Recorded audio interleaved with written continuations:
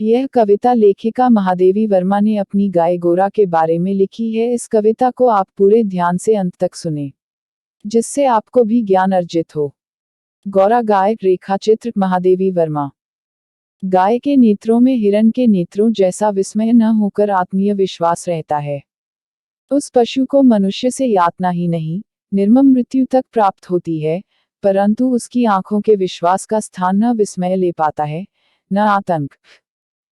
गौरा मेरी बहन के घर पली हुई गाय की वह युसंधि तक पहुंची हुई बछिया थी।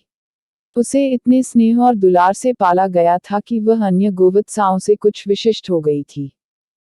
बहन ने एक दिन कहा, तुम इतने पशु पक्षी पाला करती हो, एक गाय क्यों नहीं पाल लेती, जिसका कुछ उपयोग हो। वास्तव में मेरी छोटी बहन श्यामा अपनी लौकिक बुद्धि में मुझसे बहुत बड़ी है और बचपन से ही उनकी कर्मनिष्ठा और व्यवहार कुशलता की बहुत प्रशंसा होती रही है, विशेषतः मेरी तुलना में। यदि वे आत्मविश्वास के साथ कुछ कहती हैं तो उनका विचार संक्रामक रोग के समान सुनने वाले को तत्काल प्रभावित करता है। आश्चर्य नहीं, उस दिन उनके प्रतियोगितावाद संबंधी भाषण ने मुझे इतना अधिक प्रभावित किया कि तत्काल उस सुझाव का कार्यान्वयन आवश्यक हो गया। वैसे खाद्य की किसी भी समस्या के समाधान के लिए पशु पक्षी पालना मुझे कभी नहीं रुचा, पर उस दिन मैंने ध्यानपूर्वक गौरा को देखा। पुष्ट लचीले पैर, चिकनी भरी पीठ, लंबी सुडौल गर्दन, निकलते हुए छोटे छोटे सींग, भीतर की लालिमा की झलक देते हुए कमल की पंखुड़ियों जैसे कान, सब सांचे में ढला हुआ सा था। गौरा को देखती ही मेरी गाय पालने के संबंध में दुविधा निश्चय में बदल गई। गाय जब मेरे बंगले पर पहुंची तब मेरे परिचितों और परिचारकों में श्रद्धा का ज्वार सा उमड़ आया। उसे गुलाबों की माला पहनाई, केशर रोली का बड़ा सा टीका लगाया गया, घी का दिया जलाकर आरती उतारी गई और उसे दही पेड़ा खिलाया गया। उसका नामकरण हुआ गौरांगिनी या गौरा। गौरा वास्तव में बहुत प्रियदर्शनी थी, विशेषतः उसकी काली बिल्लौरी आंखों का तरल सौंदर्य तो दृष्टि को बांधकर स्थिर कर देता था। गाय के नेत्रों में हिरण के नेत्रों जैसा चकित विस्मय न होकर एक आत्मीय विश्वास ही रहता है।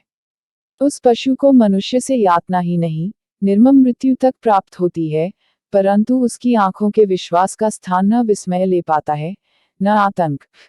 महात्मा गांधी ने गाय करुणा की कविता है क्यों कहा, यह उसकी आंखें देखकर ही समझ आ सकता है।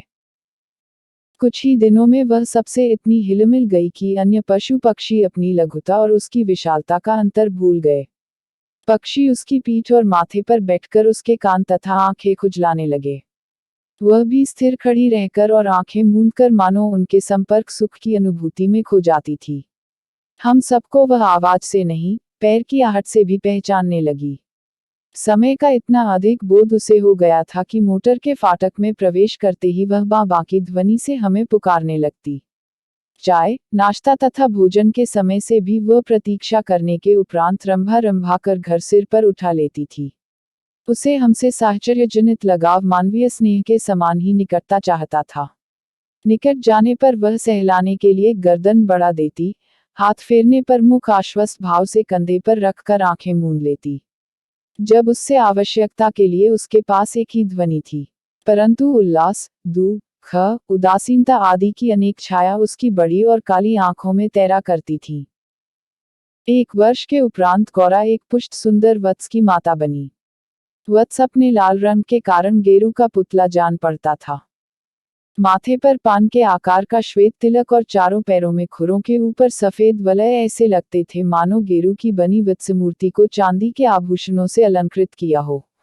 बछड़े का नाम रखा गया लालमणि, परंतु उसे सब लालू के संबोधन से पुकारने लगे। माता पुत्र दोनों निकट रहने पर हिमराशि और जलते अंगारे का स्मरण कराते थे। अब हमारे घर में मानो दुग्ध महोत्सव आरंभ हुआ। गौरा प्रायः 12 सेर के लगभग दूध देती थी, अतः लालमणि के लिए कई सेर छोड़ देने पर भी इतना अधिक शेष रहता था कि आसपास के बालगोपाल से लेकर कुत्ते बिल्ली तक सब पर मानो दूधोनहाओं का आशीर्वाद फलित होने लगा। कुत्ते बिल्लियों ने तो एक अद्भुत दृश्य उपस्थित कर दिया था। दुग्ध दोहन के समय वे सब गौरा के सामने एक पंक्ति में बैठ जाते और महादेव उनके खाने के लिए निश्चित बर्तन रख देता।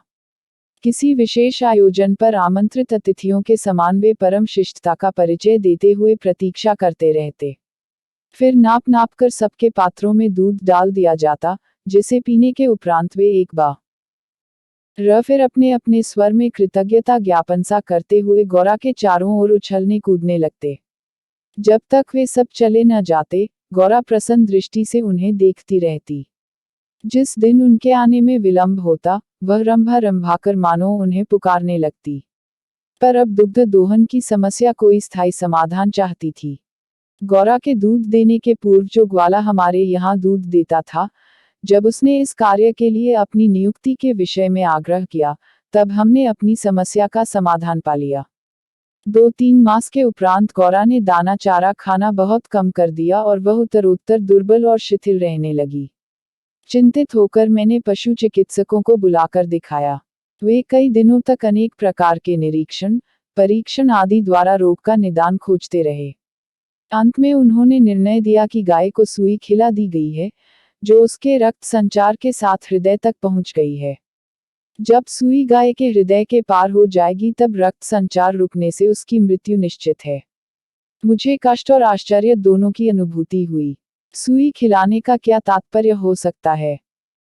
चारा तो हम स्वयं देखभाल कर देते हैं, परंतु संभव है उसी में सुई चली गई हो। पर डॉक्टर के उत्तर से ज्ञात हुआ कि चारे के साथ सुई गाय के मुख में ही छिदकर रह जाती है। गुड़ की डली के भीतर रखी गई सुई ही गले के नीचे उतर जाती है और अंततः रक्त संचार में मिलकर हृदय में पहुंच सकती है। अंत में ऐसा निर्मम सत्य उद्घाटित हुआ जिसकी कल्पना भी मेरे लिए संभव नहीं थी। प्रायः कुछ ग्वाले ऐसे घरों में, जहां उनसे अधिक दूध लेते हैं, गाय का आना सह नहीं पाते। अवसर मिलते ही वे गुड़ में लपेटकर सुई उसे खिलाकर उसकी असमय मृत्यु निश्चित कर देते हैं। गाय के मर जाने पर उन घरों में वे पुनः दूध देने लगते हैं। सुई की बात ज्ञात होते ही ग्वाला एक प्रकार से अंतर्धान हो गया, अतः संदेह का विश्वास में बदल जाना स्वाभाविक था। वैसे उसकी उपस्थिति में भी किसी कानूनी कार्यवाही के लिए आवश्यक प्रमाण जुटाना असंभव था। तब गौरा का मृत्यु से संघर्ष प्रारंभ हुआ, जिसकी स्मृति मात्र से आज भी मन सिहर उठता है। डॉक्टरों ने कहा, गाय को सेब का रस पिलाया जाए, तो सुई पर कैल्शियम जम जाने और उसके न चुभने की संभावना है। अतः नित्य कई सेर सेब का रस निकाला जाता और नली से गौरा को पिलाया जाता। शक्ति के लिए इंजेक्शन दिए जाते। पशुओं के इंजेक्शन के लिए सूजे के समान बहुत लंबी मोटी सिरिंज तथा बड़ी बोतल भर दवा की आवश्यकता होती है। अतः वह इंजेक्शन भी अपने आप में शल्य क्रिया जैसा यातना में हो जाता था। पर गौरा अत्यंत शांति से बाहर और भीतर दोनों की चुभन और पीड़ा सहती थी। केवल कभी कभी उसकी सुंदर पर उदास आंखों के कानों में पानी की 2 बूंदें झलकने लगती थीं। अब वह उठ नहीं पाती थी, परंतु मेरे पास पहुंचते ही उसकी आंखों में प्रसन्नता की छाया सी तैरने लगती थी। पास जाकर बैठने पर वह मेरे कंधे पर अपना मुख रख देती थी और अपनी खुरदरी जीभ से मेरी गर्दन चाटने लगती थी। लालमणि बेचारे को तो मां की व्याधि और आसन मृत्यु का बोध नहीं था। उसे दूसरी गाय का दूध पिलाया जाता था, जो उसे रुचता नहीं था। वह तो अपनी मां का दूध पीना और उससे खेलना चाहता था, अतः अवसर मिलते ही वह गौरा के पास पहुंचकर या अपना सिर मार मार उसे उठाना चाहता था या खेलने के लिए उसके चारों ओर उछल कूदकर परिक्रमा ही देता रहता। इतनी हष्टपुष्ट, सुंदर, दूध सी उज्ज्वल पशुनी गाय अपने इतने सुंदर चंचल वत्स को छोड़कर किसी भी दिन निर्जीव निश्चेष्ट हो जाएगी, यह सोचकर ही आंसू आ जाते थे। लखनऊ, कानपुर आदि नगरों से भी पशु विशेषज्ञों को बुलाया। स्थानीय पशु चिकित्सक तो दिन में 2-3 बार आते रहे, परंतु किसी ने ऐसा उपचार नहीं बताया जिससे आशा की कोई किरण मिलती। निरुपाय मृत्यु की प्रतीक्षा का मर्म वही जानता है, जिसे किसी असाध्य और मरणासन रोगी के पास बैठना पड़ता हो। जब गौरा की सुंदर चमकीली आंखें निष्प्रभ हो चलीं और सेब का रस भी कंठ में रुकने लगा, तब मैंने अंत का अनुमान लगा लिया। अब मेरी एक ही इच्छा थी कि मैं उसके अंत समय उपस्थित रह सकूं। दिन में ही नहीं, रात में भी कई बार उठकर मैं उसे देखने जाती रही। अंत में एक दिन ब्रह्ममुहूर्त में 4 बजे जब मैं गौरा को देखने गई, तब जैसे ही उसने अपना मुख सदा के समान मेरे कंधे पर रखा, वैसे ही एकदम पत्थर जैसा भारी हो गया और मेरी बांह पर से सरक कर धरती पर आ रहा। कदाचित सुई ने हृदय को बेधकर बंद कर दिया। अपने पालित जीव जंतुओं के पार्थिव अवशेष मैं गंगा को समर्पित करती रही हूँ। गौरांगिनी को ले जाते समय मानो करुणा का समुद्र उमड़ आया, परंतु लीलामणि इसे भी खेल समझ उछलता कूदता रहा। यदि दीर्घ नी श्वास का शब्दों में अनुवाद हो सकता, तो उसकी प्रतिध्वनि कहेगी, आह मेरा गोपालक देश।